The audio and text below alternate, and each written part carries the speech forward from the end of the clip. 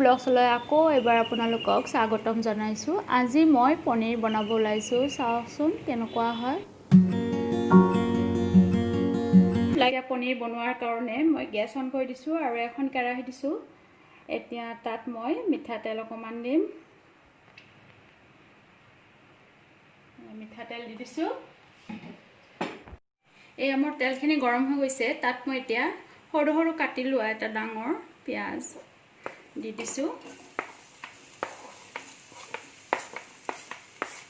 আৰু দুটা কেঁচা জলকীয়া দি দিলোঁ। এইখিনি মই ভালদৰে ফ্ৰাই কৰি ল'ম। পিঁয়াজখিনি অকণমান ব্ৰাউন হৈ গৈছে। এতিয়া তাত মই আধা চামুচ গোটা জিৰা দি দিম। এইখিনি মই অকণমান ভালদৰে লাৰি দিম। সেইপিনে মই এটা ডাঙৰ বিলাহী কাটি থৈছোঁ সৰু সৰুকৈ। এইটো আপোনালোকে মিক্সিত পিচি দিব পাৰে, কিন্তু মই পেষ্ট বনোৱা নাই, মই এনেই দি দিছোঁ।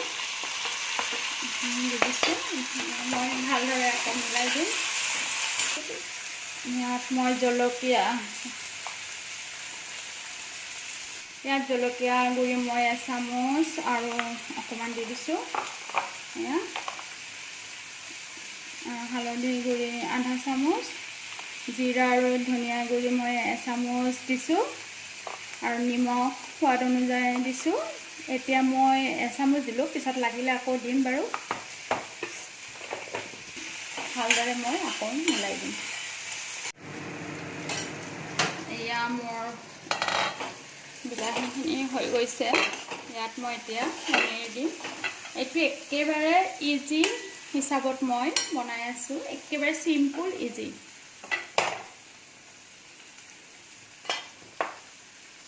এইটো আপোনালোকে পনীৰ ফ্ৰাই কৰিয়ে ল'ব পাৰে, মই কেঁচাই দি দিছোঁ।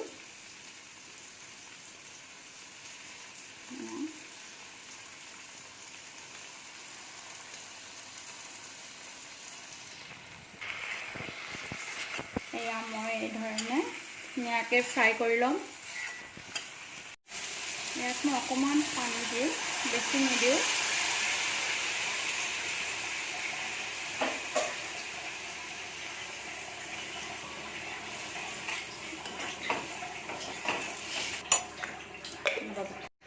ইয়াত মই আধা চামুচেৰে গৰম মছলা দি দিছোঁ।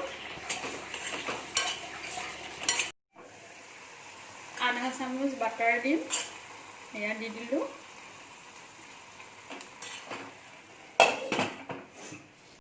এচামুচ মই ক্ৰীম দি দিছোঁ।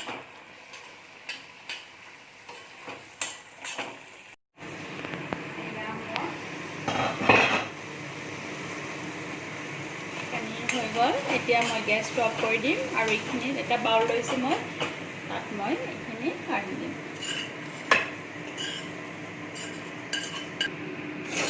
এয়া মোৰ পনীৰ গ্ৰেভি হৈ গ'ল। একেবাৰে ইজি টেষ্টি। এনেকৈ মই বনাইছোঁ। বিভিন্ন ধৰণে বনাব পাৰি, কিন্তু মই আজি একেবাৰে এনেকৈ চিম্পুল হিচাপত বনাইছোঁ। এই ধৰণে আপোনালোকে ঘৰত খাই চাবচোন। যদি ভাল লাগে তেতিয়াহ'লে মোক কমেণ্ট কৰি জনাব, লাইক কৰিব, শ্বেয়াৰ কৰিব আৰু ছাবস্ক্ৰাইব কৰিবলৈ পাহৰি নাযাব প্লিজ।